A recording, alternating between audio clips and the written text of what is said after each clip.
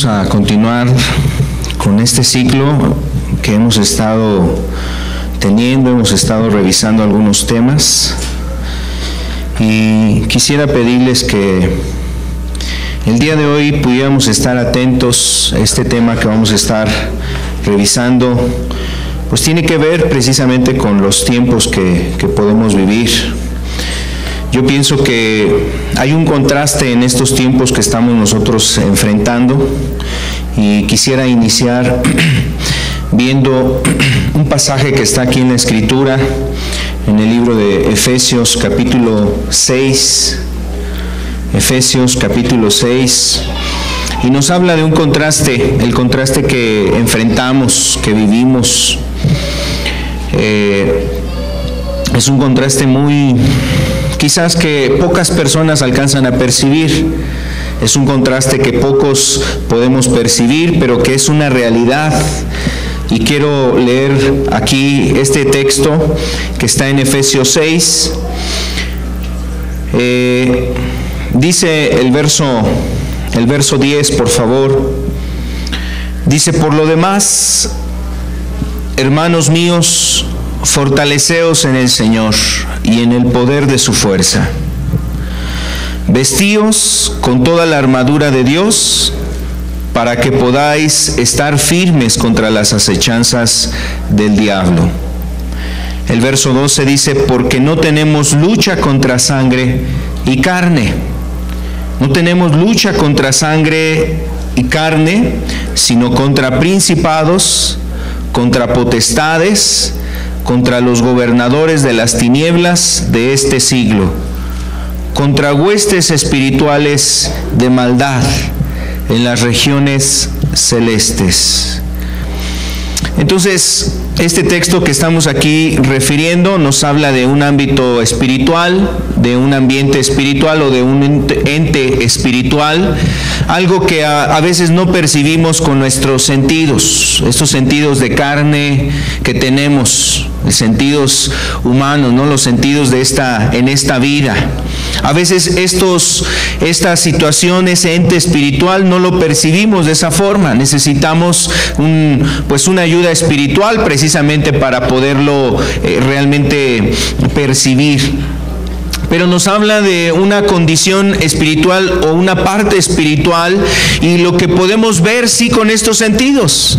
Y a lo mejor varias personas en estos tiempos lo que observamos a nuestro alrededor son varias cuestiones. O sea, vemos a gente quizás muy contenta, vemos a personas muy felices. Ahorita que hay varias actividades, festividades, celebraciones, lo que podemos nosotros observar es eso. O sea, gente que a lo mejor se ve muy alegre, muy contenta, personas muy dispuestas a querer disfrutar el día, el momento, celebrar estos momentos, estar juntos, a veces hasta con ideas buenas, ¿no? Como familia, con los amigos, visitando a personas en otros lugares, aprovechando tiempos de descanso, y podemos percibir que la gente de alguna manera está viviendo cosas que parecieran correctas, buenas, alegres, cosas buenas, adecuadas para estos tiempos.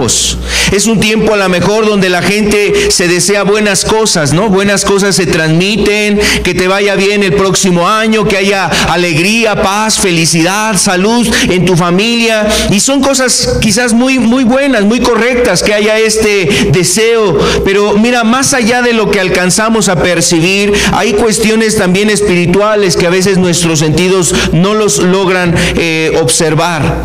Y yo quiero decirte que precisamente lo que el apóstol Pablo está aquí hablándonos, el Espíritu a través del apóstol Pablo nos dice que a veces hay momentos donde se enfrentan distintas situaciones que pueden proceder de una cuestión espiritual, de momentos espirituales difíciles, de algo espiritual que se mueve, de algo que procede más allá de lo que nosotros miramos, del problema que tú estás observando, de las cosas que tú estás viviendo, de la tristeza, de la aflicción, aún de la enfermedad que físicamente tienes.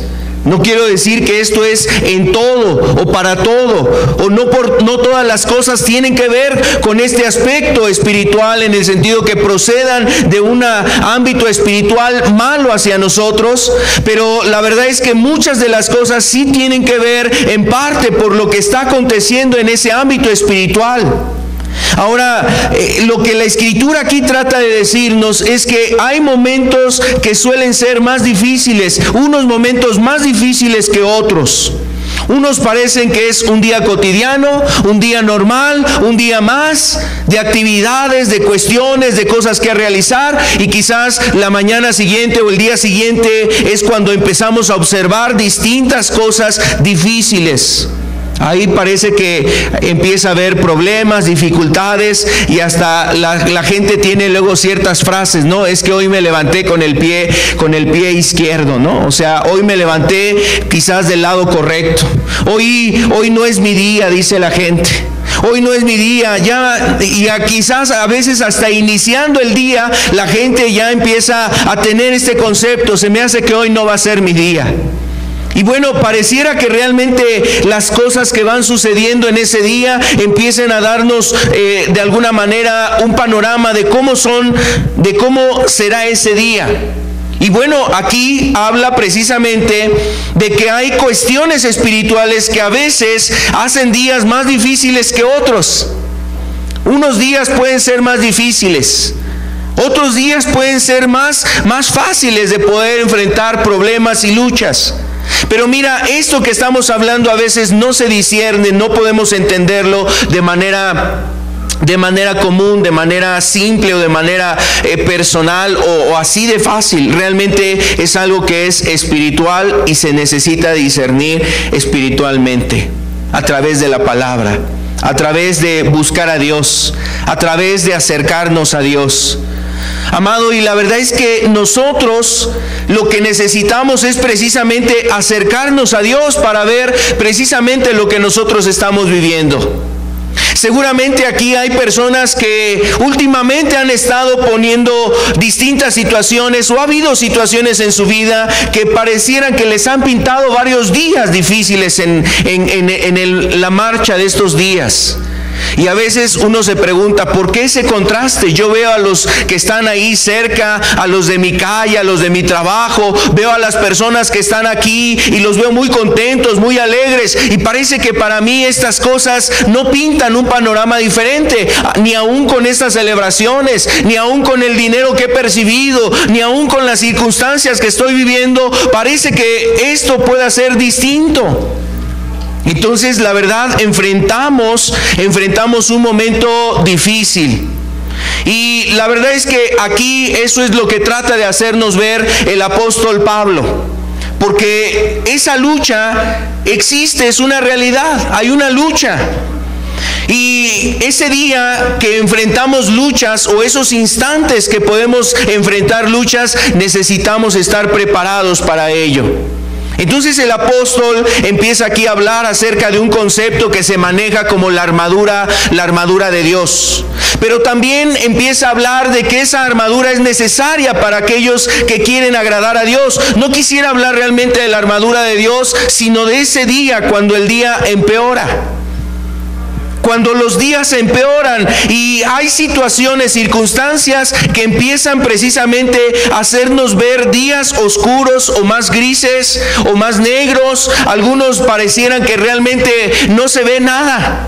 No sé si te ha pasado en algún momento al salir de la ciudad, a ir a algún otro lugar, de repente muy temprano en ciertos lugares, de repente la neblina empieza a pasar, empieza ahí a caer, a avanzar, y esa neblina impide que puedas ver qué hay más adelante. A veces es tan densa la neblina que, por ejemplo, en ciertos lugares se cierran aeropuertos, o se ponen alertas y señalizaciones en las carreteras para evitar que los transportistas, que los camioneros o que los vehículos, que las gentes que están transitando en esos lugares tengan algunos percances o se eviten percances. Y se ponen luces ahí amarillas en autopistas, o se ponen ahí banderines, señalizaciones para evitar precisamente que la gente tenga un accidente. Mira, ¿Qué situación tan difícil a veces es enfrentar un momento así de neblina? Pero saber que detrás de toda esa neblina hay un sol que está ahí irradiando. Pero esa neblina no permite que se observe o que se visualice ese sol. Amado, a veces así parecen los días. Y yo quisiera tocar este tema, ¿sabes por qué? Porque cuando el día empeora es cuando nosotros necesitamos mantener nuestros ojos puestos en Jesús. Pero necesitamos aprender del mismo Señor Jesús, cómo le hizo para poder enfrentar esos días o esos momentos que seguramente Él también vivió de una manera difícil. Los días que empeoraron en la vida de Jesús. Y este es el propósito precisamente del mensaje, amado, que nosotros podamos recibir de parte de Dios. Quiero invitarles para que oremos, le pidamos esto a Dios, que Él nos hable, que Él nos ayude. Vamos a cerrar nuestros ojos, vamos a hacer una oración. Amado Señor, te agradecemos. Gracias por ayudarnos en este día, Señor. Gracias por el favor de tu Espíritu, Señor. Gracias porque tú estás entre nosotros. Y eso es algo muy importante, Señor, que tú te acerques a nuestras vidas. Señor, necesitamos que hables a cada uno de los que estamos aquí, Señor. Yo necesito oír tu voz, Señor. Seguramente cada uno de los que nos encontramos en este lugar venimos con ese propósito y rogamos, Señor, en el nombre de Jesús, que hables a nuestros corazones, Señor. Que hables, Señor, a los que escuchan este mensaje, esta palabra, que no sea una palabra humana, Señor, sino sea una palabra que el Espíritu esté, Señor, dirigiendo al corazón de acorde a la necesidad que tú entiendes, que tú conoces, que tú disciernes, Señor, porque tú eres el que pesas los corazones, Padre. En el nombre de Cristo Jesús, queremos, Señor, ponernos en tus manos y te damos gracias, Señor. En el nombre de Cristo Jesús. Amén. Necesitamos precisamente aprender de Cristo cuando esos momentos son difíciles. Y ese es uno de los principales propósitos que tiene Dios. Eso es realmente el propósito que tiene Dios para cada uno de nosotros, amado amigo, amado hermano que estamos hoy aquí. Cuando los momentos son difíciles, cuando las circunstancias son difíciles, Dios tiene un propósito en esas circunstancias. Mira, vamos a ver lo que nos dice aquí Romanos, capítulo 8, el verso 28 y versículo 29 también. Dice la Escritura: y sabemos que a los que aman a Dios, todas las cosas les ayudan a bien. Esto es, a los que conforme a su propósito son llamados. El verso 29 nos dice: porque a los que antes conoció, también los predestinó, para que fuesen hechos conforme a la imagen de su Hijo, para que Él sea el primogénito entre muchos hermanos. Entonces, aquí nosotros estamos leyendo y nos anuncia Dios qué propósito tiene Dios. Dios tiene un propósito sobre cada uno de nosotros. Los que pasamos situaciones difíciles, o cuando tú pasas alguna situación difícil, cuando la vida se complica, cuando se entenebrece ese camino, se oscurece el panorama, cuando en tu mente hay una lucha, cuando en tu corazón hay dificultades, se acelera o inclusive hasta tu ritmo cardíaco, hay momentos difíciles en tu vida, familiares, personales, en la vida laboral, en la salud inclusive, momentos que puedas tú estar enfrentando. Cuando esos momentos difíciles, esas situaciones difíciles están ahí cercanas a ti, quiero decirte algo: Dios tiene un propósito aún en medio de esa circunstancia. Y esto es lo que trata precisamente Dios de hacernos ver. Vamos a ver ahí en lo que dice esta presentación, en esa diapositiva. El propósito central de Dios es que cada uno de nosotros podamos ser transformado nuestro carácter al carácter de Cristo. Ese es el propósito que tiene Dios, y es lo que nos está diciendo esta parte de Romanos. Nos dice que seamos transformados conforme a su Hijo, para que sea formado su Hijo en nosotros, para que nuestra vida sea cada vez más reflejando más de Él y menos de nosotros. Entonces Dios puede ocupar cualquier circunstancia, cualquier situación. Y bueno, Dios quisiera y puede ocupar aún las situaciones que son desagradables para nosotros. Hay situaciones muy desagradables que podemos enfrentar. Me refiero a situaciones que generan angustia, que generan duda, miedo, que generan preocupación en nosotros. Y esas circunstancias quisiéramos apartarlas de nuestra vida. Es más, buscamos hacer todo lo posible para salir de ellas lo más pronto posible, ¿cierto o no? Cuando viene la enfermedad y empiezas a preocuparte por el estado de tu salud, cuando empiezan a venir problemas económicos y quieres salir de esa circunstancia económica, estás angustiado, preocupado, tienes miedo, ciertas cuestiones pasan en tu mente y buscas hacer algo para salir rápidamente de ello. Estamos buscando cómo salir de esas cosas. Amado, o sea, son cosas que realmente no quisiéramos tener, vivir, experimentar. ¿A quién le gustan los problemas? Yo tengo muchos, puedo compartirlos. ¿A quién le gustan las angustias? ¿A quién le gusta el miedo? ¿A quién le gusta precisamente enfrentar momentos de dificultad? ¿A quién le gusta precisamente pasar momentos de angustia? A nadie, ciertamente. Pero lo que nos dice aquí la Escritura es que Dios quiere ayudarnos aún en momentos así. Habrá un propósito y hay un propósito. El propósito central de Dios tiene que ver con transformar nuestro carácter y formar el carácter de su Hijo. Todos los que hemos querido buscar a Dios, todos los que queremos conocer de Dios, ese es el propósito que tiene Dios en tu vida. Dios tiene un propósito en tu vida y es formar a Cristo en ti.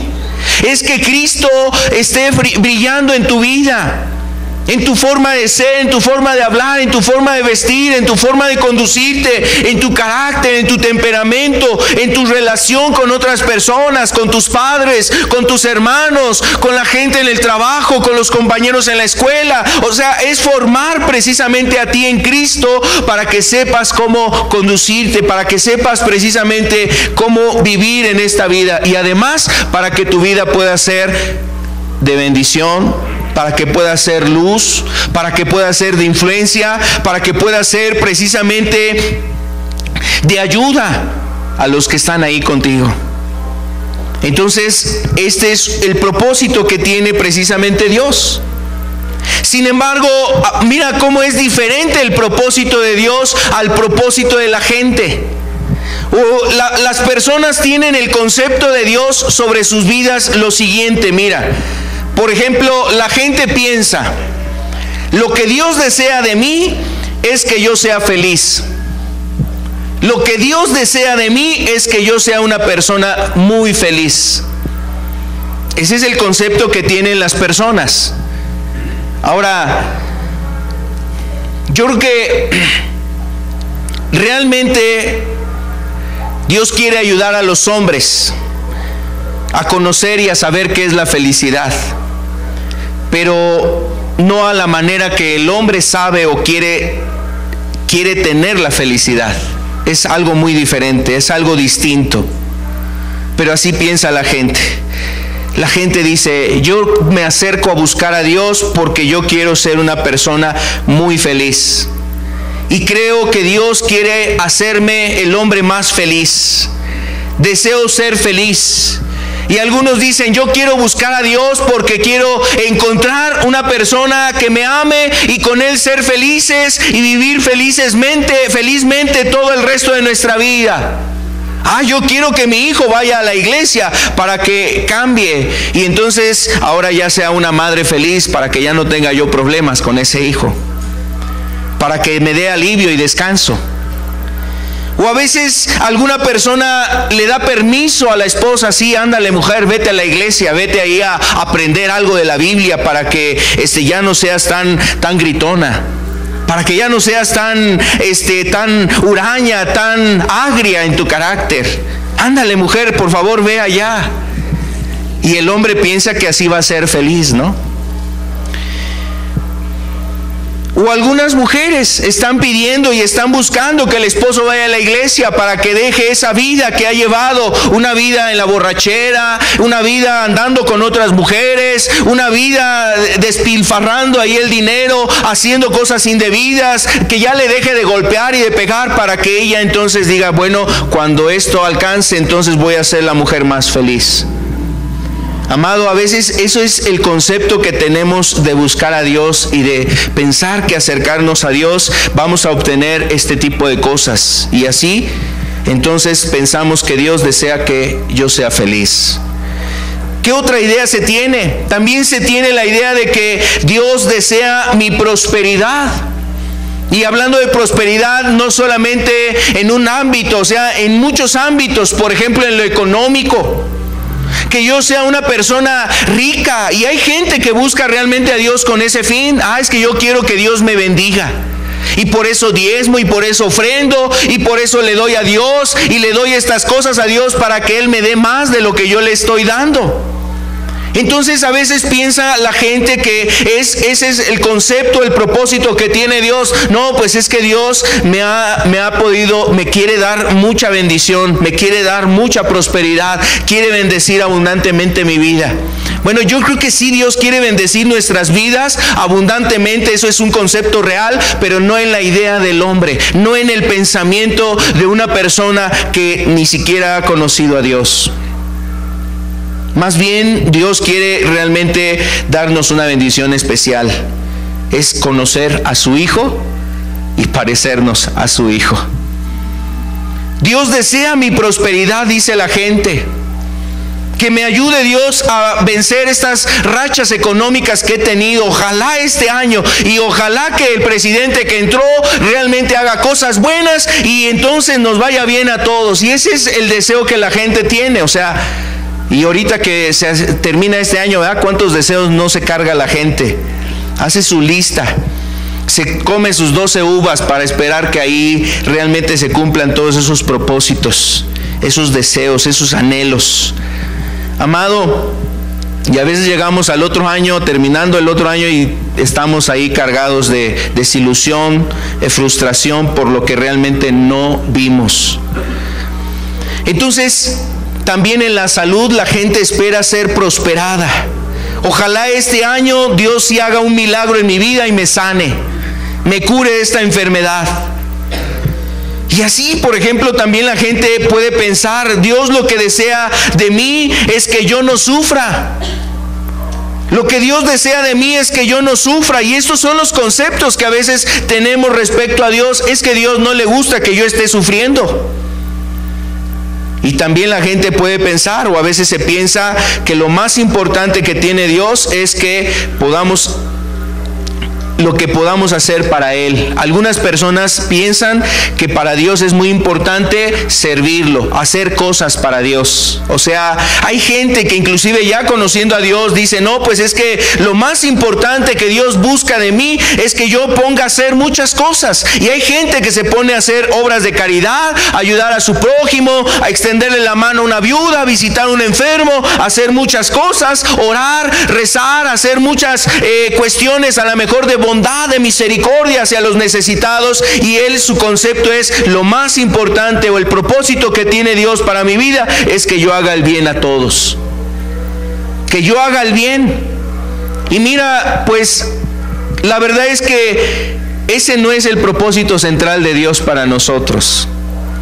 ¿Cuál es el propósito central que tiene Dios para nosotros? Lo veíamos hace un momento. Vamos a regresar la diapositiva anterior, por favor. El propósito central que Dios tiene que ver con la transformación de nuestro carácter al carácter de Cristo mismo. Eso es algo central en nuestra vida, amado. Y quiero decirte que Dios quiere usar cosas para ayudarnos a alcanzar ese propósito.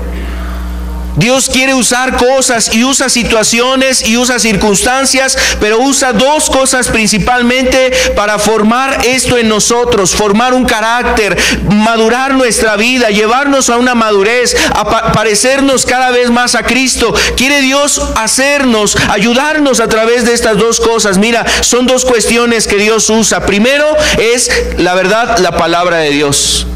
Esto es algo que todos sabemos quizás, que Dios usa su palabra para que nosotros seamos moldeados o formados conforme a la imagen ¿de quién? De su Hijo. Vamos a ver lo que dice aquí Romanos capítulo 12, por favor, el versículo 1 y 2. Dios usa la palabra y quiere usar su palabra, ¿para qué? Para parecernos más a Cristo. Mira, nos lo dice de esta forma aquí en Romanos capítulo 12. El verso 1. Así que, hermanos, os ruego por las misericordias de Dios que presentéis vuestros cuerpos en sacrificio vivo, santo, agradable a Dios, que es vuestro culto racional. El verso 2 dice: no os conforméis a este siglo, sino transformaos por medio de la renovación de vuestro entendimiento, para que comprobéis cuál sea la buena voluntad de Dios, agradable y perfecta. Entonces, lo que nosotros aquí estamos viendo en el verso 2 es nuevamente un llamado de Dios a buscar la transformación. Ya nos lo había dicho ahí en el texto que habíamos observado anteriormente, en Romanos 8, ¿no? Nos dice que el propósito de Dios es transformarnos, hacernos conforme a la imagen de su Hijo. Formarnos conforme a la imagen de su Hijo. Y ahora lo que estamos observando aquí en Romanos 12 es que ese propósito que tiene Dios lo va a lograr con base o usando o empleando, utilizando su palabra, la palabra de Dios. Renovar nuestro entendimiento para que comprobemos cuál es la buena voluntad de Dios. Esa voluntad, ¿dónde está plasmada? La voluntad de Dios, ¿dónde está plasmada? Está plasmada en la Escritura. No está plasmada en lo que dice el predicador. No está plasmada en la doctrina de una iglesia. No está plasmada en lo que alguien tuvo una revelación, o sea, en lo que una persona puede revelar o decir, bueno, Dios me reveló este mensaje y te lo quiero compartir. O sea, la voluntad de Dios ya está aquí plasmada en la Escritura. ¿Qué pide Dios de mí? ¿Qué me dice Dios del cielo? ¿Qué me dice Dios de la adoración verdadera? ¿Qué me dice Dios de cómo debo de ser como esposo, como padre, como hijo? ¿Cómo debo de ser como un joven? ¿Cómo debo ser de una persona adulta? ¿Cómo debo de ser como un esposo? ¿Cómo debo de ser como una esposa? O sea, esa voluntad de Dios ya está aquí definida para nosotros. Pero la verdad es que el hombre no busca esta voluntad.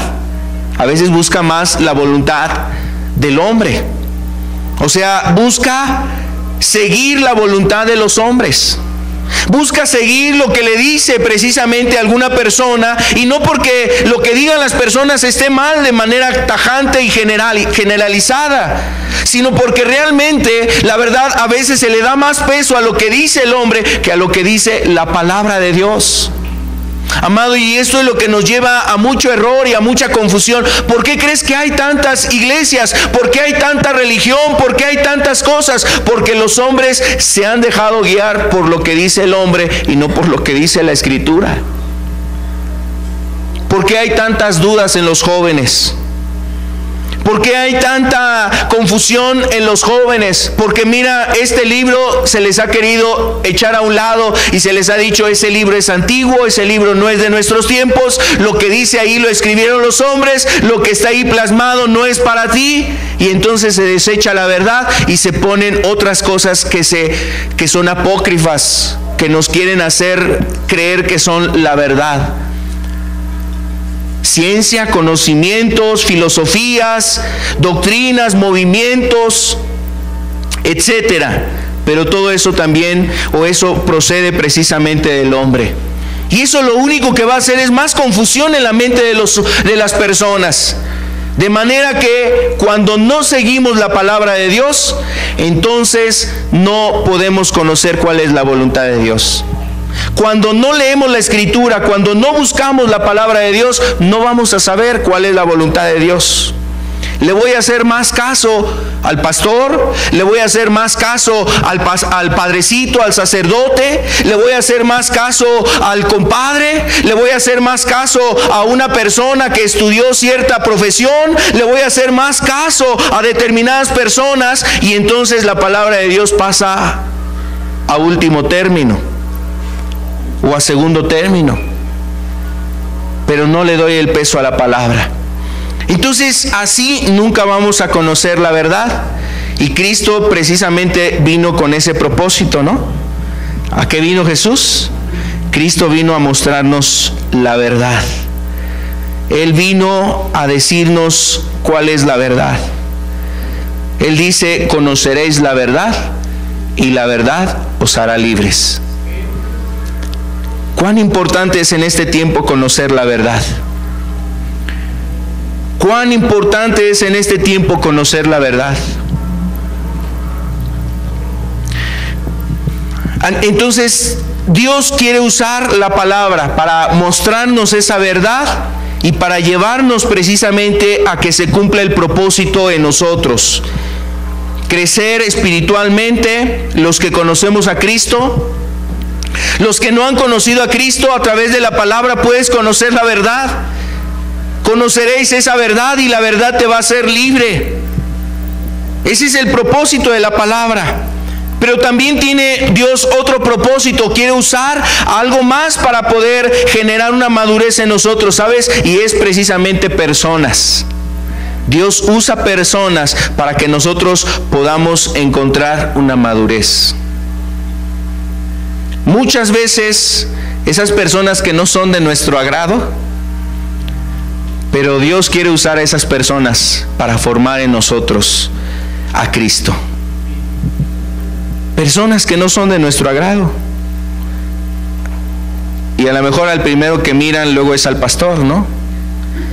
O al padre de familia. O a lo mejor al primero que miran es a esa mamá que da muchas indicaciones, ¿no? O al primero que miran es precisamente aquella persona que viene a hablarte de Dios. Ahí viene otra vez este señor. Y entonces, mira, Dios usa personas. Pero no solamente esas personas que en ciertos conceptos, o para algunas personas, esas personas las ven como alguien que no es de su agrado. Por ejemplo, para un creyente también, una persona que está queriendo hacer la voluntad de Dios, cuando hay un compañero en el trabajo que a lo mejor te quiere invitar a hacer cosas indebidas, quiero decirte algo, seguramente Dios a través de esa persona quiere formar un carácter en ti. Esa persona que a lo mejor quiere de alguna manera invitarte a hacer algo indebido, Dios también a través de esa persona quiere tratar tu vida o trabajar en tu vida para fortalecerte, para darte más amor, para darte más compasión. Aquel que a lo mejor te está buscando hacer tropiezo, o aquel que ha estado haciendo daño a tu vida. Aquel que a lo mejor te toca estar con él por ciertas circunstancias y la verdad quisieras estar mejor en otro lugar, con otras personas. Y mira qué curioso, porque la verdad es que a veces de los que queremos huir es de la familia, ¿no? Nosotros no escogemos ni cómo llamarnos, no escogemos, sí podemos escoger muchas cosas, ¿no? Con quién casarnos, a qué edad casarnos, dónde vivir, dónde trabajar, qué estudiar, qué vestirnos, qué calzarnos, pero no decidimos a veces dónde nacer, con quién vivir, quiero que sean mis padres. Y entonces, mira, la verdad es que a veces no quisiéramos estar en un ámbito, sobre todo cuando hemos vivido o hemos tenido experiencias difíciles dentro de la familia.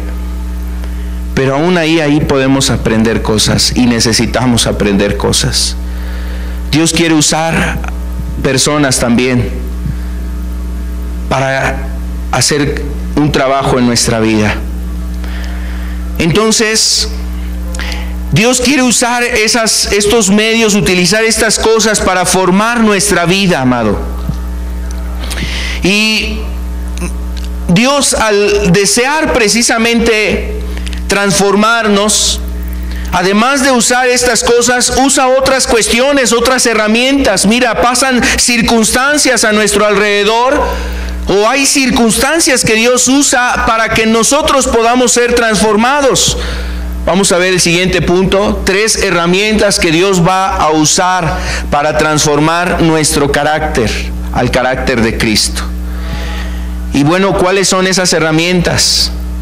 La primera de ellas: Dios usa nuestros problemas para enseñarnos a confiar. Y eso es algo que debemos de entender. Por eso la Biblia decía, o lo que estábamos leyendo ahí en Romanos 8, es que todas las cosas nos ayudan a bien. A todos los que quieren realmente agradar a Cristo, vivir para Cristo, seguir a Cristo, hacer la voluntad de Cristo, todas las cosas le ayudan para bien. ¿Y qué cosas van a ayudar? Bueno, los problemas nos van a ayudar. No sé si en base al número de problemas eso determine el grado de madurez que tiene la persona. Quizás no sea realmente un indicador, porque a veces los problemas vienen por las malas decisiones que han tomado las personas. Y a lo mejor hasta no propiamente por las decisiones que tú tomaste. A veces otras personas toman decisiones equivocadas, pero esa decisión también te ha afectado a ti. El caso es que de donde procedan esos problemas, pero si esos problemas están llegando a ti, si esa situación te está tocando a ti, si esa circunstancia está afectando tu vida, la verdad es que Dios tiene un propósito en ello. Hay un propósito de parte de Dios en tal circunstancia: enseñarte a confiar en Dios, enseñarte a mirar a Dios. Recuerda que este ciclo que hemos estado hablando es mirar a Cristo, que nuestros ojos se mantengan en Jesús. Y la verdad es que los problemas, podríamos decir, yo lo puedo decir de esta manera, amado: los problemas son una bendición. ¿Sabes por qué? Porque los problemas nos hacen siempre recordar quién está allá arriba y quiénes somos nosotros, ¿no? O sea, cuando tú ves los problemas, pues ves aquí y te das cuenta que nosotros somos los que tenemos los problemas. Pero el que está arriba puede ayudarnos en nuestras necesidades, en nuestra condición, a enfrentar esos problemas. Entonces Dios usa los problemas. En la Biblia, por ejemplo, hay un concepto que habla, el concepto de la Biblia que aparece varias veces, es un término que se usa, que se ocupa precisamente para hablar del desierto. En la Biblia se habla del desierto, ¿no? Y cómo no, por ejemplo, Judea o todo lo que es Palestina, hay varias partes donde hay desierto, esos lugares donde caminó Jesús. Y los judíos o los israelitas aprendieron que el desierto era el lugar donde Dios quería hablarle a su pueblo. Y el desierto es el lugar donde el hombre reconoce que puede estar cerca de Dios, y que el desierto es el lugar donde absolutamente depende de Dios. Ese lugar, el desierto, es un lugar donde el hombre depende absolutamente de Dios. Es algo que ellos aprendieron. Y la Biblia, cuando habla del desierto, a veces lo ocupa en un sentido figurado, en un sentido metafórico, para hablar de las circunstancias que tú vives. A veces se dice, ¿no? Estoy en un desierto.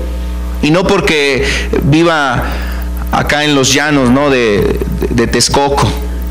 No porque viva en un lugar así, sino porque la gente está enfrentando momentos difíciles, donde se siente solo, donde se siente cansado, donde se siente abatido, donde se siente que no sabe hacia dónde ir, donde se siente que no sabe qué es lo que tiene que hacer para subsistir o sobrevivir o seguir adelante. Entonces, en un sentido figurado, el desierto representa eso, y representa realmente lo que quizás tú has vivido. Tú como joven, ¿qué cosas has vivido en un desierto?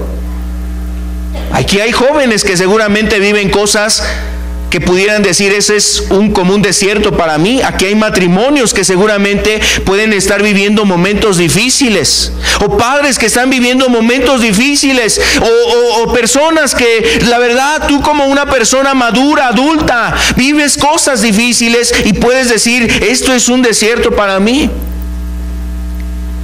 Amado, bueno, pues los problemas, los judíos los ven como una oportunidad para reconocer su dependencia de Dios. Y bueno, nosotros lo decíamos al inicio, ¿verdad? O sea, nuestra cultura, nuestra forma de pensar o nuestra forma de ver las cosas, a veces los problemas, ¿cómo lo vemos? No. A veces estamos buscando a quién echárselos, ¿no? A veces estamos buscando, los hijos están buscando a quién echarle el problema, a los padres, o los padres a los hijos, o el esposo a la esposa, o nosotros al gobierno, o el gobierno a nosotros.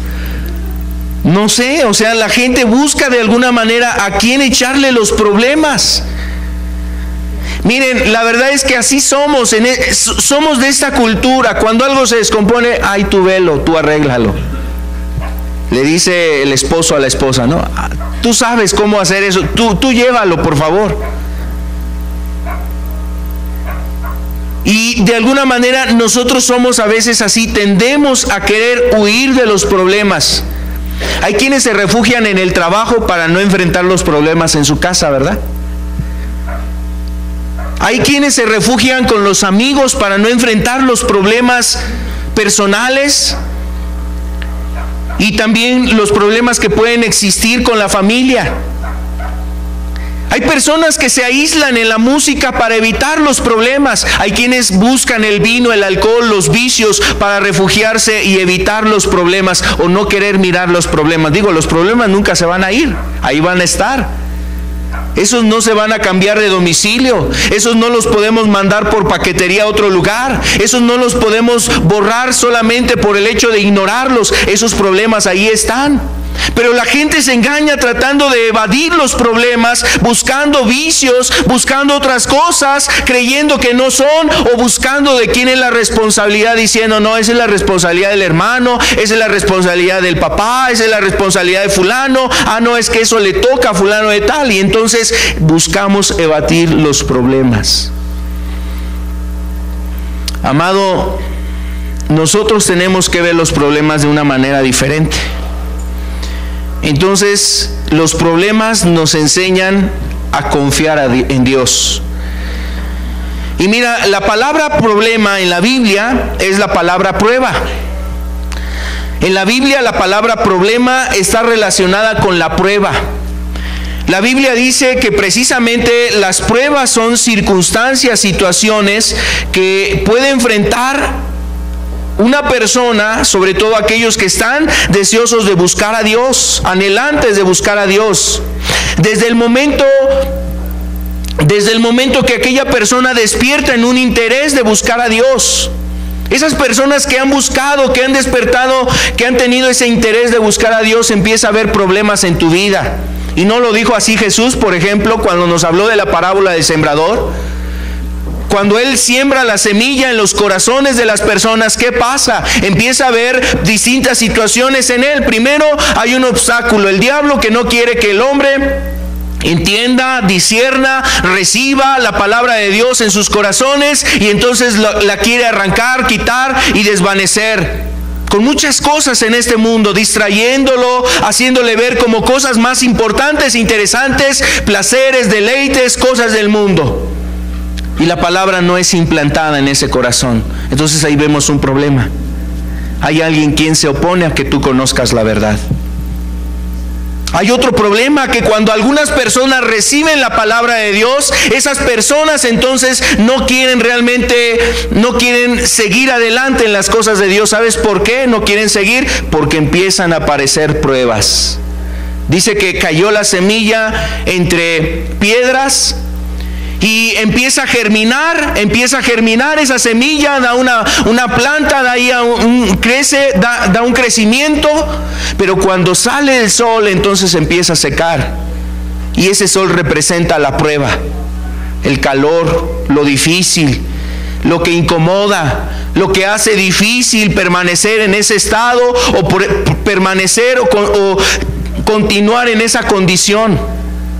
Y entonces las cosas de Dios empiezan a secarse. A veces las pruebas, si tú y yo no estamos realmente dependiendo de Dios y realmente dispuestos de seguir a Dios, las pruebas solamente van a definir si queremos seguir con Dios o no. Quiero decirte que la vida no es como se pinta en las películas de Hollywood. No es como se pinta en los programas de televisión. No es como se pinta en las novelas. No es como se pinta en lo que en este mundo, en la publicidad, se plasma. No es así, no es tan fácil. No es decir, cómprate estos tenis, cómprate esta ropa, fuma de esto, toma de esto, ve con los amigos a tal lugar y entonces ya vas a ser una persona feliz. No es así. La vida en este mundo no es así. Ese es el engaño de este mundo, que las cosas se nos quieren pintar atractivas y fáciles, pero no se manifiestan, no se ponen palpables los problemas que hay, las pruebas que vienen en este mundo. Amado, y esas pruebas ahí están. Entonces, los problemas lo único que van a hacer es reflejar lo que realmente somos. Los problemas lo único que van a hacer es reflejar lo que tú y yo somos. Vamos a poner ese punto, mira. Reflejan lo que realmente somos. Y hace un rato lo decíamos, cuando hay problemas hay quien se echa a correr, es el primero en salir en los problemas, ¿no? A veces cuando hay problemas hay unos que están haciendo todo y hay uno que nada más está sentado, ¿no? Y ahí se define realmente quién es cada quien en los problemas. Cuando hay problemas, ahí vemos quiénes permanecen juntos en ese problema y quienes dicen, bueno, ¿sabes qué? Pues ahí nos vemos. Mejor tú por tu lado y yo por el mío. Y los problemas a veces reflejan lo que realmente es la persona, amado. Yo no sé si en los problemas que tú vives en tu casa, por ejemplo, en el ámbito profesional, en tu vida académica, en tu vida como persona, los problemas mismos que tú tienes te han orillado a buscar el refugio en el alcohol, en las drogas, en algún vicio. Mira, eso está reflejando realmente tu grande necesidad primeramente de Dios, amado. No has dependido de Dios, no has sido fortalecido en Dios, no has sido guiado por Dios. Dios no está guiando tu vida y por eso has corrido a buscar cómo evadir, ocultar o tratar de ignorar los problemas que hay ahí en tu entorno. Los problemas que hay en casa, ¿cómo se resuelven? ¿Cómo lo resuelve el esposo? ¿Cómo lo resuelve la esposa? ¿Cómo participan los hijos dentro de la familia para resolver esos problemas? ¿Que cada quien se haga pelotas? ¿Que cada quien se rasque con sus uñas? ¿Que cada quien haga las cosas como le parezca, le plazca? Amado, ¿cuántas familias vemos así? Solamente mirando por lo suyo propio, mirando por sí mismos. Cada quien está mirando por lo suyo. El padre, el hijo o la esposa está mirando por lo suyo y cada quien hace las cosas a su manera, amado. Cuando hay problemas, bueno, a veces los problemas es lo que detona si una familia va a permanecer.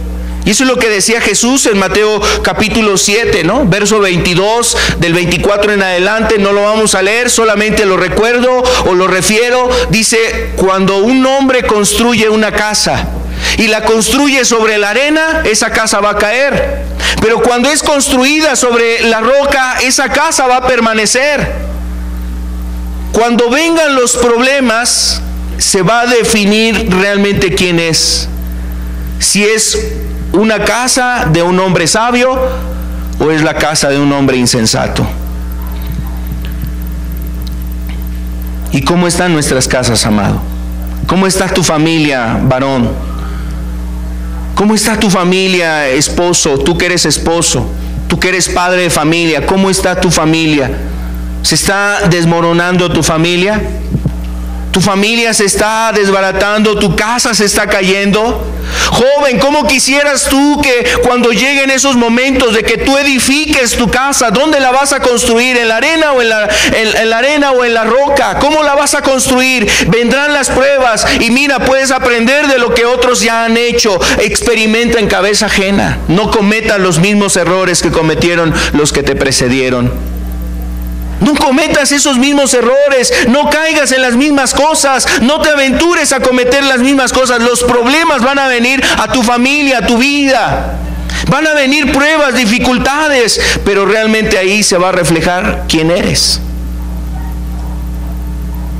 Yo he escuchado a personas que dicen, ellos como hijos ya forman su familia y dicen, yo no voy a cometer los mismos errores que cometieron mis padres conmigo. Y ándele, por estar luego jactándose de sabiduría, de conocimiento y de decir, yo voy a ser mejor que mi padre, la verdad es que las cosas le salen igual o peor.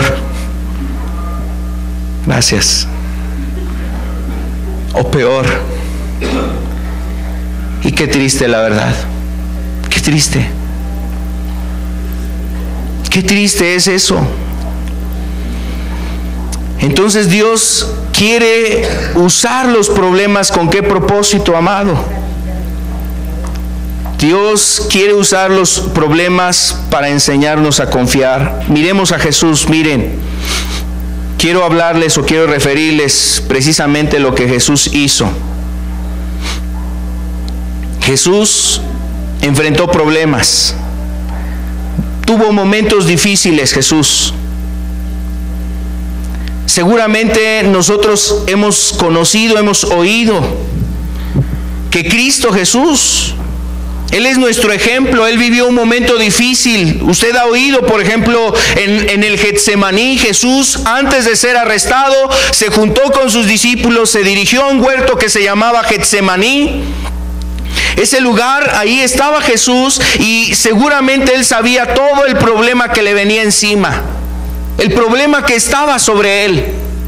Él sabía que iba a ser traicionado por una de las personas que estuvo muy cerca de Él, Judas. Sabía que iba a ser también negado por Pedro. Sabía que los demás discípulos lo iban a dejar solo, iban a huir y a correr en medio de la trifulca de los soldados, de las antorchas, palos, espadas y todo eso. Y él iba a decir, él sabía, me van a dejar solo. Voy a estar solo en esta situación. Él sabía lo que venía sobre su vida. Y entonces, antes de que eso aconteciera, antes de lo que Él viviera en la cruz, los golpes, el ser clavado, todo eso, se fue al Getsemaní. Y dice que estando ahí, le dijo a sus discípulos, estoy en grande angustia.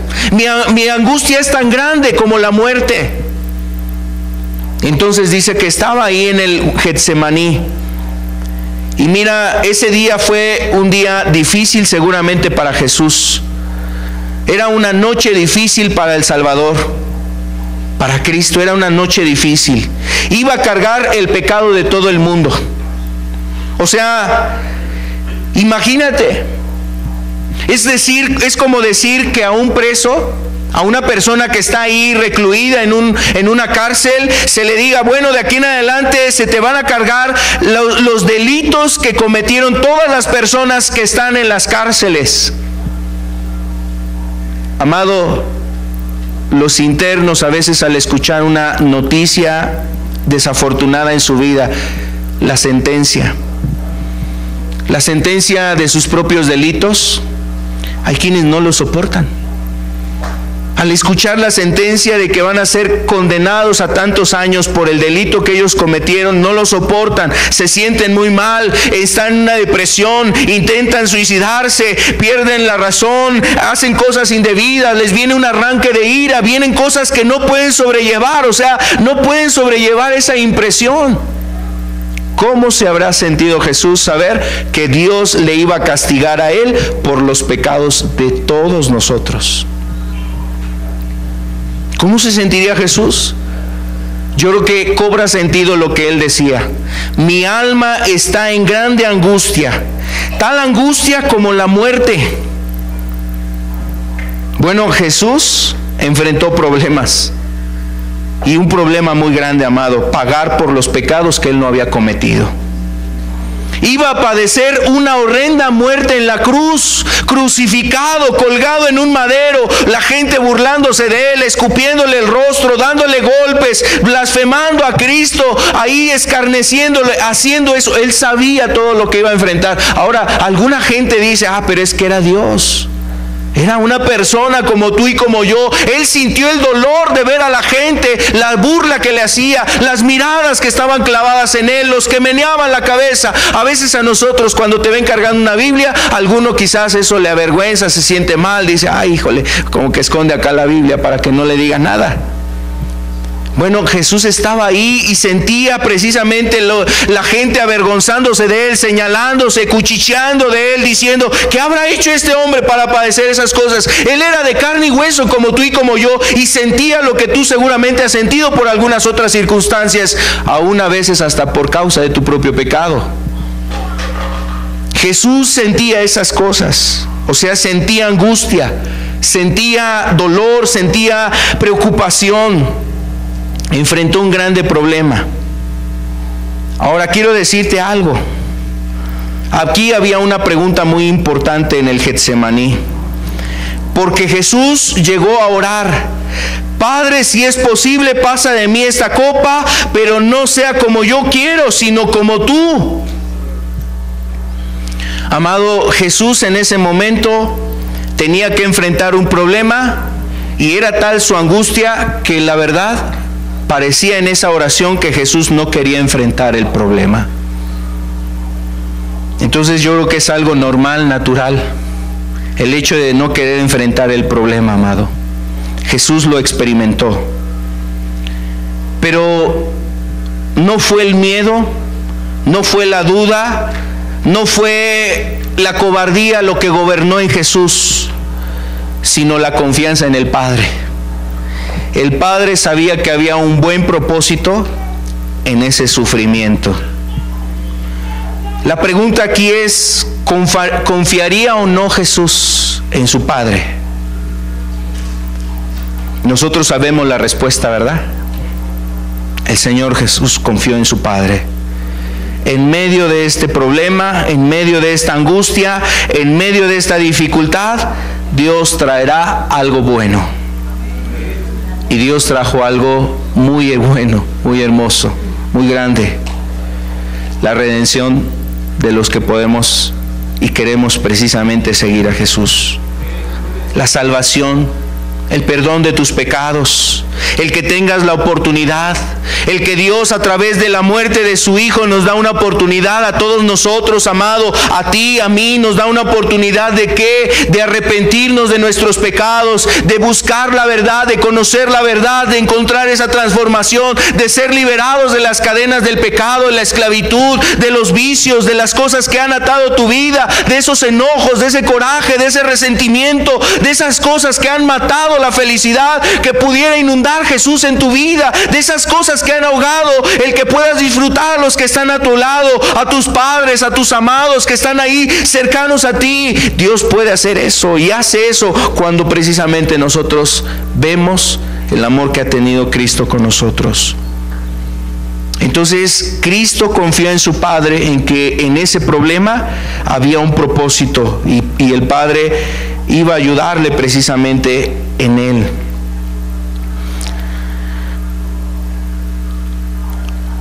La pregunta aquí, amado: ¿tú estás dispuesto a confiar en Dios en medio de los problemas? ¿Estás dispuesto a confiar en Dios? Entonces, amado, mira, los problemas van a venir. ¿Cuándo? No lo sé. A lo mejor ya los tienes, o a lo mejor estás diciendo: Señor, ¿cuándo terminarán estos problemas? Lo que hoy nos dice el Señor es: confía en mí, confía en mí. En medio de los problemas hay un propósito, y ese propósito es formar de Cristo en nosotros, aprender a confiar en Dios. Cristo confió en su Padre, nosotros necesitamos confiar también en nuestro Dios, y eso es algo muy importante, amado. Otro punto: También Dios quiere usar la tentación para enseñarnos a obedecer. Ahora, es diferente la tentación y la prueba. A veces tenemos la idea de que la tentación y la prueba es lo mismo. No, son dos cuestiones distintas. La prueba tiene que ver con problemas, la tentación tiene que ver precisamente con, esto lo vamos a entender ahorita. Bueno, primero decíamos hace un momento, Dios usa los problemas para enseñarnos a confiar en Él. En segundo lugar, Dios usa la tentación para enseñarnos a obedecer. ¿Qué es la tentación? Podríamos decirlo de esta forma.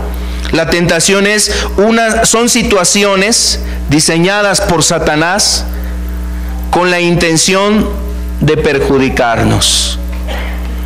También podríamos decir que la tentación nos va a llevar a hacer cosas que no agradan a Dios, o sea, en otras palabras, apartarnos más de Dios. La tentación nos va a llevar a apartarnos más de Dios. Y eso es lo que pasó en el Edén, ¿no? La primera tentación que tuvo el hombre, cae el hombre en la tentación, ¿y qué pasó? Fue separado de Dios, estuvieron fuera del Edén, ya no estuvieron más con Dios. Amado, así es la tentación, nos aleja cada vez más de Dios. Ahora imagínate cuando el hombre cae en la tentación, pues por ello la verdad es que lo espiritual es algo ajeno a nosotros, porque la tentación nos ha seducido tanto, porque el pecado nos ha seducido tanto, que las cosas espirituales, que las cosas de Dios están realmente ahogadas, apagadas en nosotros. No hay vida espiritual, no hay cosas espirituales en nosotros. Estamos más siguiendo las cosas de este mundo. Lo espiritual es ajeno, es indiferente, es apático. Ahí realmente no hay gusto por esas cosas. Amado, eso no quiere decir que pues ya ni modo. Pues ojalá un día Dios le ayude a esa persona. No, lo digo de manera directa. Tienes que levantarte de ese sueño espiritual. Tienes que levantarte de esa condición en la que te encuentras. No puedes permanecer así. Te estás perdiendo de cosas grandes que Dios quiere hacer en tu vida. Te estás perdiendo de cosas y planes y propósitos que Dios tiene para tu vida, pero no los alcanzas a discernir, no los alcanzas a ver porque has estado buscando las cosas de este mundo, porque la tentación te ha llevado cada vez más y más lejos de Dios y más cerca de este mundo, del diablo, y aún, amado, nos lleva más cerca del infierno. Entonces son cosas diferentes. Vamos a ver la siguiente diapositiva. Prueba es diferente a tentación. Los problemas o pruebas son diseñados por Dios con el propósito o con el fin de que crezcamos. Estamos hablando de problemas y pruebas. Son diseñados por Dios, o sea, Dios tiene propósitos en esas pruebas. La tentación no son diseñadas por Dios. Ay, es que el Señor me está tentando. Es que seguramente Dios aquí puso una tentación delante de mí, Dios, para ver si realmente lo amo. No, estas cosas vienen del diablo, del malo. Las tentaciones son diseñadas por Satanás con el fin de lastimar a los hombres, de apartarlos de Dios. Entonces, amado, la tentación, algo importante también que debemos de entender es que la tentación no es sinónimo de pecado. La tentación no es en sí pecado. La tentación es la invitación a cometer un pecado. La tentación en sí no es un pecado. El problema no es la tentación. El problema es si obedeces la tentación. Si te dejas seducir por esa tentación. Si la tentación le has dado caso, cavidad en tu vida, y esta tentación te lleva precisamente a estar cada vez más lejos de Dios, más apartado de Dios. Y mira, la verdad es que Jesús en ese sentido también fue tentado. Ahí en Mateo capítulo 4 nos habla la tentación de Jesús. En Mateo 4, en Lucas también 4 nos habla sobre la tentación de Jesús. Seguramente hemos estudiado aquí ya ese pasaje, hemos visto textos de ahí de esta parte. Te invito a que lo puedas leer en casa. Nos habla de que Jesús dice, fue llevado a un lugar desierto para ser tentado por el diablo. ¿Quién tentó entonces a Jesús? El diablo. ¿Quién tienta al hombre? El diablo. Y el propósito de esa tentación para Cristo era llevarle a una situación diseñada por Satanás para llevarle a caer a Cristo. Y ese pasaje seguramente tú lo has visto ahí, tú lo has leído. Él enfrentó tentaciones, Jesús enfrentó tentaciones. Pero algo muy importante que nos dice la Escritura es que Él nunca pecó. Nunca pecó. Jesús, a pesar de ser tentado, también Hebreos nos dice que Cristo en ese sentido fue tentado en todo. Fue tentado en todo. Él como persona, como a semejanza nuestra, o sea, como una persona, como un ser humano, fue tentado en todo, pero no cayó en pecado. Y algunos piensan, bueno, pues es que era el Hijo de Dios. Y atribuyen que la divinidad o su parte divina de Él, o sea, la esencia de la divinidad en Él le llevó a vencer la tentación, o que porque era el Hijo de Dios pudo vencer la tentación. No, realmente Jesús pudo vencer la tentación, primero porque amaba a su Padre. Segundo, porque dependía del Padre. Y tercero, lo hizo para también darnos testimonio de que podemos seguir sus pisadas. Por eso Él nos ha dicho, sígueme. O por eso Él dice eso, sígueme, ven en pos de mí y sígueme. Amado, porque Él quiere que venzamos también la tentación. Y si tú eres un cristiano, si tú eres una persona que ha estado tomando decisiones con Dios y han venido tentaciones en este tiempo, mira, no faltan, la verdad.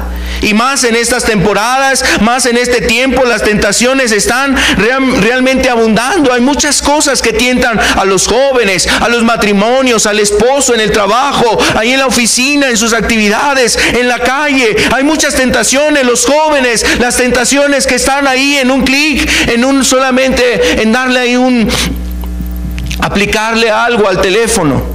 Esas tentaciones que están ahí precisamente muy, muy cerca, amado. Hay muchas tentaciones, hay muchas cosas que están tratando de hacer caer a los hombres, de llevarlos a estar lejos de Dios. Bueno, Cristo enfrentó la tentación para dejarnos ejemplo, porque Él nunca pecó.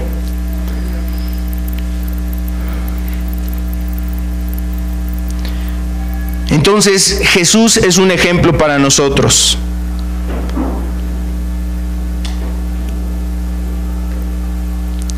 Jesús podría decirnos que la tentación que tú has vivido, esa tentación o la tentación que tú estás viviendo, Él pudo haberla vivido, experimentado, pero Él pudo vencer esa tentación.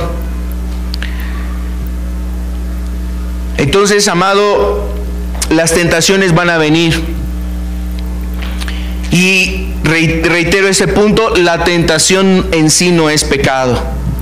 El pecado es que tú accedas a esa invitación, a cometer un mal.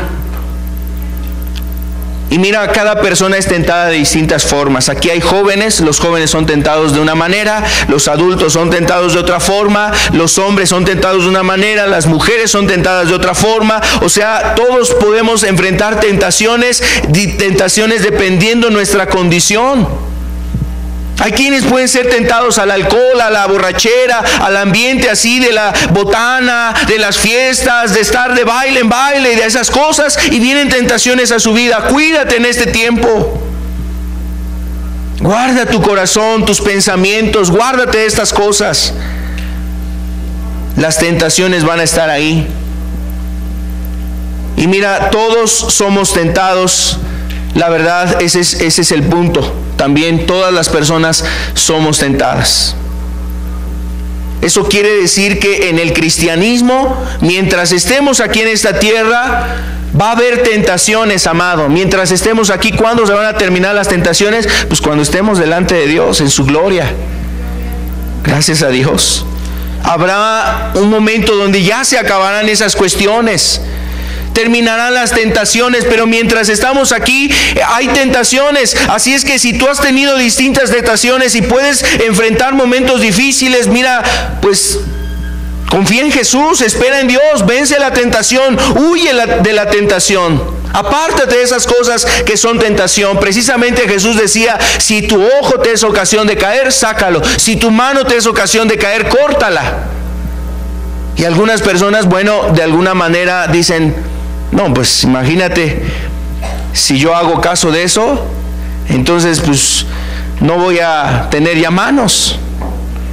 Voy a quedar invidente ya. Es un sentido figurado. Tienes que cortar de tajo con circunstancias que te están llevando a caer en el pecado.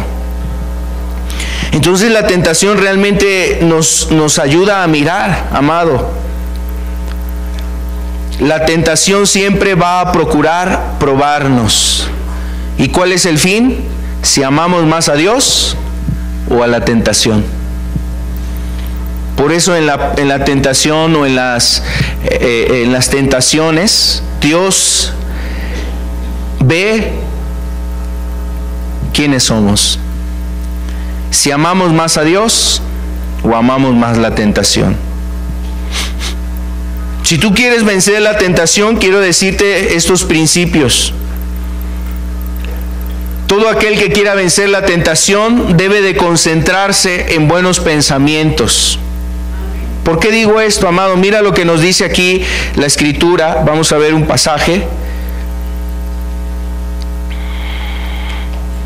Debes de concentrarte en buenos pensamientos. Está aquí en Filipenses capítulo 4, verso 8.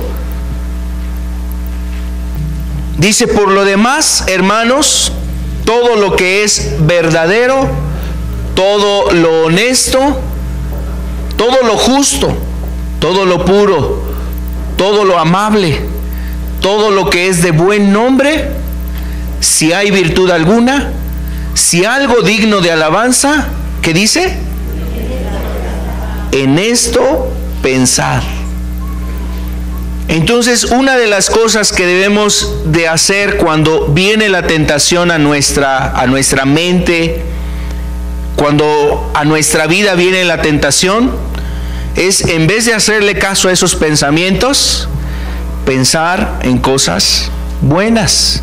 Y Filipenses es lo que nos dice, pues mejor piensa en lo puro. Imagínate a un joven que le vienen pensamientos de maldad, de cosas sucias, de inmoralidad, de pornografía. ¿Hacia qué debe dirigir sus pensamientos? Hacia cosas puras. Y eso será un grande remedio para que tú ataques la tentación que asalta tu vida. Al hombre que quiere tocar cosas que no son de él, que no le pertenecen, que quiere robar, que quiere tomar aquello que no es de él, pues recuerda, dice aquí la Biblia, piensa en todo lo que es justo. Ah, no, esto no es mío, esto le pertenece a él. En todo lo que es amable, lo que es de buen nombre, en lo que hay virtud, en lo que hay cualidad, en las cosas que son dignas de alabanza, en todas esas cosas hay que estar considerando. Dice, en esto pensar. Hay que darle valor a eso, amado. Entonces este es un primer punto. Concéntrate en aquellas cosas que son buenas. Segundo punto. El siguiente punto tiene que ver precisamente con busca un amigo espiritual. O también lo que la Biblia nos invita, ¿no? La Biblia nos dice que debemos de seguir la paz, que debemos de seguir la justicia. Por ejemplo, ayer terminábamos un evento con los jóvenes y un texto que leía con ellos era 2 de Timoteo capítulo 2, el verso 22, y ahí le habla a los jóvenes, huye de las pasiones juveniles, y les dice que precisamente se aparten de esas cosas y que sigan la justicia, la piedad, la bondad, la fe, con los que de corazón limpio invocan el nombre del Señor. Entonces, cuán necesario es buscar personas que tengan ese propósito también. Personas que aprendan que se guarden ese propósito, o sea, que sigan ese propósito, seguir a Dios. Porque aquel que busca hacer amigos y que le gusta estar más tiempo con los amigos que no buscan a Dios, pues mira, lo espiritual no lo vas a encontrar ahí. La piedad no la vas a aprender ahí. Mejor cultiva una amistad con una persona que es espiritual. Un hombre casado puede acercarse a otro hombre casado para hablar de temas espirituales, para pedir apoyo. Hermano, ora por mí. He sentido tentado, he tenido problemas. Hay problemas en el trabajo, hay problemas en la economía, hay problemas en estas cosas y he tenido muchas tentaciones, amado. Y así se pueden vencer las circunstancias, esas tentaciones y también los problemas. Por eso la Biblia dice, ay del solo, porque si cayere no habrá segundo quien le levante. Por eso es necesario un ámbito espiritual. Mira, si no fuese necesario estar en una comunión espiritual con otras personas, no tiene caso que estemos aquí, amados. No tiene caso que estemos en este lugar. No tiene caso que haya reunión un domingo o que te juntes con otras personas a buscar las cosas de Dios. No tendría caso, no habría necesidad de estar en un lugar así. Mas Dios ha permitido que haya una comunión dentro de la iglesia para que personas que están buscando el ámbito espiritual se ayuden precisamente a permanecer en ese ámbito, animándose, fortaleciéndose, cuidándose, aconsejándose, guiándose el uno al otro, orando unos por otros, apoyándose en ese ámbito. Por ello es necesario tener amigos espirituales. Aquí a veces nos vemos, nos saludamos y ya nos vamos, ¿verdad? A veces no sabemos qué problemas tienes, qué luchas has tenido, qué dificultades. Seguramente necesitas un amigo espiritual. Aquí hay hermanos que podemos servirte y queremos ayudarte. ¿Por qué? Porque nosotros mismos fuimos ayudados por otras personas también a nuestra caminata con Dios y aún nos seguimos ayudando, nos seguimos necesitando. Entonces necesitamos eso. Un joven necesita estar con otro joven. Y me refiero teniendo precisamente la consideración, lo más adecuado es un hombre con un hombre, o sea, apoyándose espiritualmente. Una jovencita necesita el consejo de otra jovencita. Una ama de casa quizás necesitará la ayuda también de otra hermana que es ama de casa y que puede entender las circunstancias que vive, las dificultades con los hijos, las problemáticas que hay ahí. Y a veces cuando hay precisamente esa unión, esa relación de amistad, de compañerismo, se puede hacer frente a las tentaciones. Entonces, Jesús buscó esto también con sus discípulos. Cuando hubo momentos difíciles, Jesús buscó a sus amigos, ¿no? Tenía 3 discípulos que estaban muy unidos a él. Era Pedro, era Juan y era también Jacobo. Entonces es importante ese. Otro principio es ábrete con Dios, amado. Cuán necesario es que tú busques a Dios y ores a Dios, le pidas consejo a Dios, y que abrirte a Dios implica que abras realmente lo que hay de ti ante Dios. No, que no llegues a hablar de tus virtudes a Dios, que no llegues a hablarle a Dios y a contarle tus buenas obras. No, eso no. Que no llegues delante de Dios a decirle: Señor, pues yo te amo mucho y la verdad es que, Señor, no importa, aunque todos te dejen, todos te abandonen, mira, yo quiero ir hasta adelante y hasta el fin voy a ir contigo. Te doy mi palabra, casi que le dicen algunos, ¿no? Y les pasa como a Pedro, ¿verdad? Entonces abrirnos con Dios es a sincerarnos con Dios. Señor, es que la verdad siento difícil esta prueba. Señor, siento muy difícil esta tentación. Señor, mira, yo no creo resistir esta tentación, necesito de ti. Abrirte con Dios es decirle lo que realmente eres, lo que sientes, cómo estás, que reconozcas tu condición, tu debilidad, tu estado espiritual, si estás mal, si has abrazado el pecado, si has caído en él, si estás atorado en alguna situación. Es abrirte con él, es confesar realmente lo que tú eres. No es maquillar tu persona, no es arreglarte así como cuando a veces llegamos aquí a la reunión planchamos nuestra ropa antes de llegar aquí, te preparas, usas las mejores prendas y te das una peinada, te arreglas, haces cosas para verte bien. Amado, mira, está bien eso, ¿verdad? Entre nosotros, o sea, una presentación, presentarnos así delante de Dios, eso habla de cosas correctas.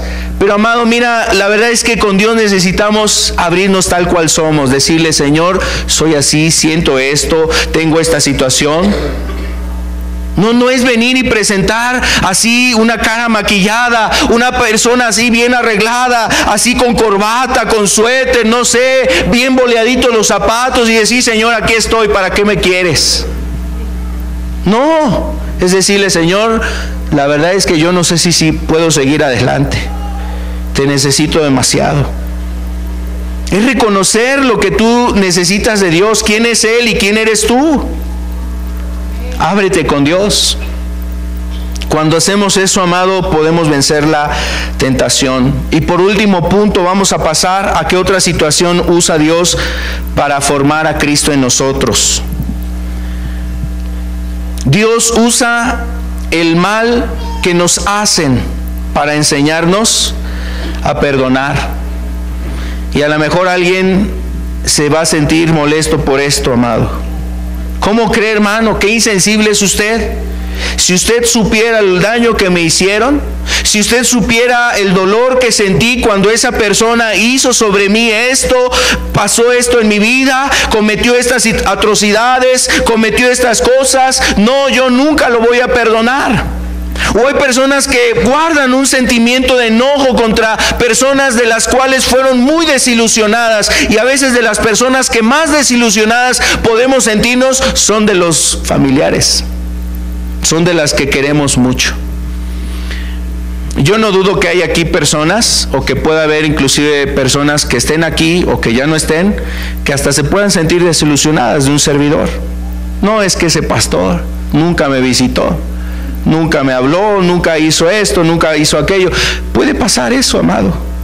Tenían un concepto, una estima, o tenían una percepción de cómo era esa persona, un servidor, o eso pasa en la familia. No, es que yo esperé esto de mi padre, esperé esto de mi madre, yo esperaba esto de mi familia, yo esperaba esto de mis hijos, y me traicionaron y me hicieron esto. Y mira, a veces el mal que hicieron esas personas sobre nosotros, es cierto, nos han dañado. Quizás te han dañado, han hecho una herida profunda ahí en tu alma, y a veces es tan incómoda recordarla, es tan incómoda nuevamente saber que está ahí, no ha cicatrizado, y no ha sido sanada, y no ha sido vendada, y no ha sido solucionada, y nuevamente quizás pasa algún recuerdo, viene alguna circunstancia y otra vez aflora esa herida. Nuevamente se abre esa herida, y ahí está en tu alma, ahí está en tu corazón, está ahí en tus pensamientos. Recuerdas muy bien las cosas que sucedieron, cómo marcó tu vida. Ahí está esa herida. Yo quiero decirte, Dios lo que busca es que a través del mal que otros hicieron sobre ti, tú aprendas a perdonar. El mal son situaciones diseñadas por otras personas con el fin de lastimarnos. Dios usa ese mal para ayudarnos a perdonar, para enseñarnos a perdonar. Lo que Dios quisiera es que nosotros aprendamos que el dolor que produjo esa persona no produzca en nosotros un ánimo de venganza. O sea, Dios no quiere que cuando tú has enfrentado un dolor que alguien produjo, así haya sido una persona muy cercana a ti, en un tiempo la amabas tanto, te hacías por ella, era una persona que tú la concebías como alguien sin igual, no era igualado, y a lo mejor te hirió, te lastimó, te traicionó, y después ya lo aborreces, lo odias, ya no quieres saber nada de él o de ella. Entonces, que en ti no haya ese dolor que se produjo por esa cuestión, por ese mal que te hicieron, que no influya en ti, que no produzca ese ánimo de venganza. Dice la Escritura que Dios es el que da el pago. Dice: mía es la venganza, yo daré el pago. Y bueno, no es porque nuestro Dios sea un Dios vengador, ¿no? Vengativo. Lo dice por cuestión nuestra, para que el hombre no quiera vengarse, para que el hombre no tenga anhelos de venganza, para que el hombre no esté maquinando, para que el hombre no esté pensando, ¿y cómo me la cobro? ¿Y cómo me lo desquito? ¿Y ahora qué le voy a hacer para que me las pague todo lo que me hizo? Amado, ¿cómo Dios dice eso? Lo dice con el propósito de que tú tengas un descanso, porque Dios hace justicia. Dios es un Dios justo. Es un Dios que da el pago a cada una de las personas conforme a sus hechos. Y mira, Dios desea precisamente ayudar al hombre. Primeramente, aquel que ha recibido el dolor le quiere ayudar a perdonar, pero también quiere ayudar a aquel que hizo el dolor a arrepentirse y cambiar. Sin lugar a dudas, ese momento difícil que tú has pasado, ese momento difícil quizás puede ser la más grande dificultad en el carácter cristiano que una persona puede enfrentar. Y en la Biblia vemos a un personaje nuevamente, Jesús.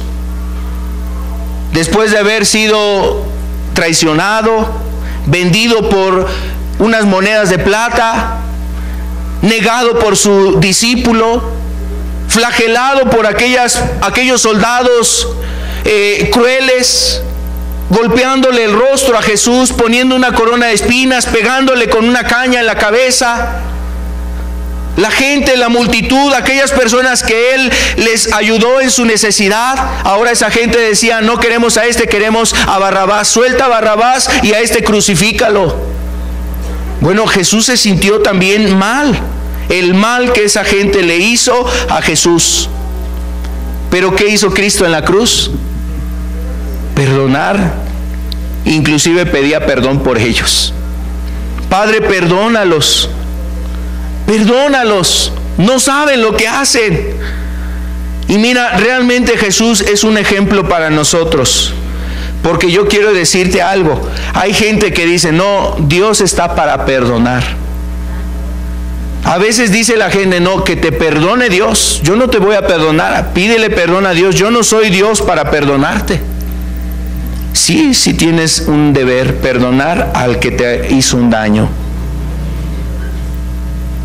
Inclusive Jesús lo asentó en una de las oraciones más sencillas, básicas dentro de la vida cristiana. O sea, como un modelo de oración.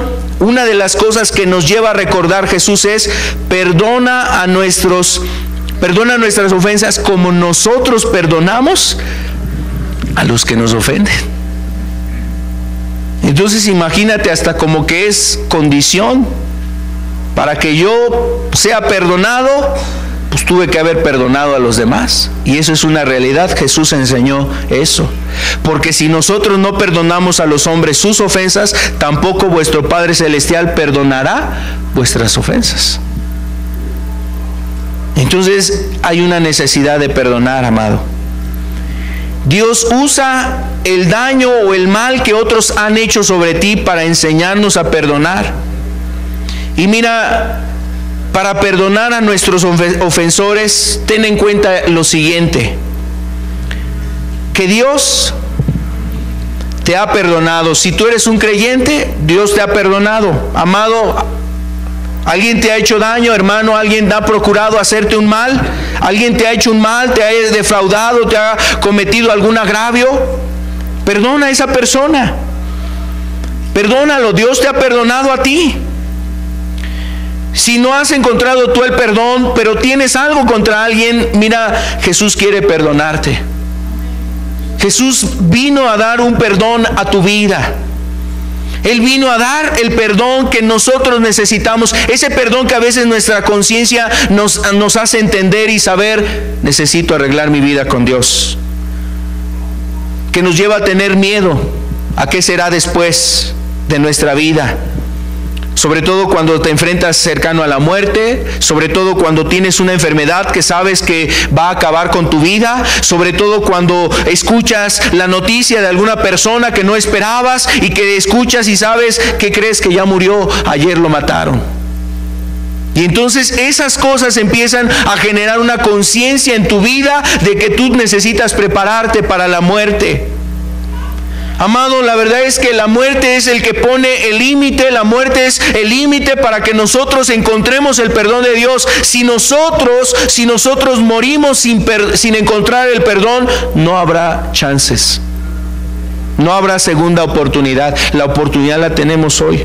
La oportunidad la tenemos mientras tenemos vida. ¿Cuántas personas están en los hospitales? ¿Cuántas personas están enfrentando momentos difíciles y quisieran de alguna forma acercar a esa oportunidad? Algunos quizás la pueden tener, otros a lo mejor no la han encontrado, no la alcanzarán.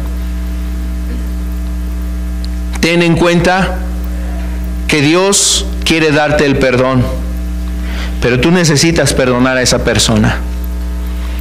Necesitas darle perdón a esa persona, entregar tu perdón a esa persona. Y segundo, el siguiente punto, recuerda que Dios tiene el dominio, es decir, Dios tiene el control de todas las cosas. Y lo que la gente busca en hacerte mal, Dios lo puede cambiar para bien. Hay quienes procuran hacerte un mal, pero Dios es el que tiene el dominio, el control, y eso que pensaron hacerte en un mal, Dios lo puede hacer en un bien. Vamos a terminar viendo esto de Génesis 50-20. Génesis capítulo 50, el versículo 20. Es José, el hijo de Jacob, aquel que sus hermanos lo vendieron como esclavo, lo llevaron a Egipto, estuvo como un mayordomo, como un sirviente ahí. Lo acusaron de querer intentar abusar de la esposa de su amo, de Potifar. Lo enviaron a la cárcel. Fue metido en ese lugar de una manera injusta. Y además, mira, estando en la cárcel, parecía que no iba a salir de ese lugar. Pero mira lo que dice aquí. Lo que años después dijo José de todo lo que él vivió. Vosotros pensasteis mal contra mí, mas Dios lo encaminó a bien, para hacer lo que veis hoy. Entonces dice aquí José algo muy importante. Vosotros pensasteis mal contra mí, mas Dios lo encaminó a bien. Entonces, si alguien procura tu mal, pues no tengas miedo de esa persona. No tengas miedo de esa persona. Recuerda que Dios tiene el control y el dominio. Por ello es importante que tú perdones. Lo que pasó en ese momento, lo que alguien ha estado procurando hacer, Dios lo puede cambiar para algo bueno a tu vida. Entonces, amado, la actitud de cada uno de nosotros, o lo que nosotros tenemos que considerar, es que en medio de todas esas circunstancias difíciles debemos de aprender a confiar en Dios, a obedecer a Dios, y también debemos de aprender a perdonar. Esa elección la tenemos tú y yo. La elección la tenemos tú y yo. Tú puedes elegir que ese carácter de Cristo venga a ti, o sea, aprender a confiar, aprender a obedecer a Dios, y también que aprendas a perdonar. Eso es algo que tú decides y tú eliges. ¿Cuál es la elección que tú vas a hacer, amado? Por ello necesitamos tener nuestros ojos en Jesús, para que esto sea formado en nuestras vidas. Vamos a terminar, les invito a ponernos de pie, por favor.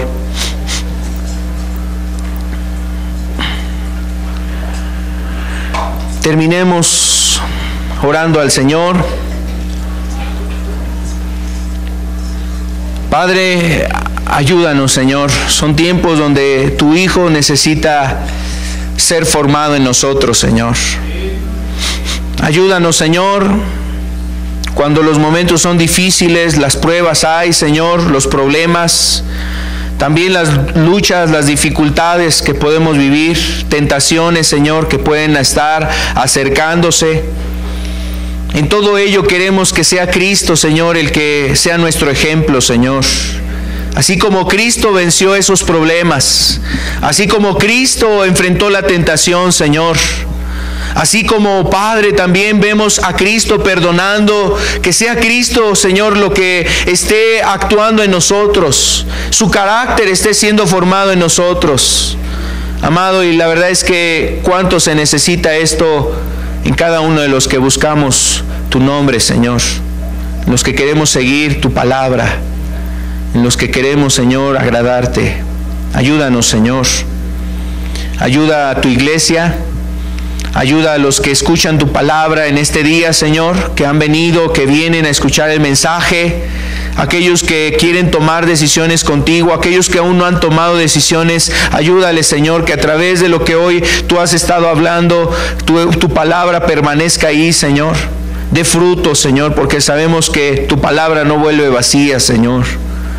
Amado, gracias por acercarnos a tu presencia, por tu palabra. Pedimos que siga actuando tu Espíritu en nuestras vidas, que esa palabra permanezca en los corazones. Ayúdanos, Señor. Queremos ponernos en tus manos y te damos gracias por tu palabra, en el nombre de Jesús. Amén, Señor. Está terminada la reunión. Que Dios les bendiga a todos. Estamos para servirles.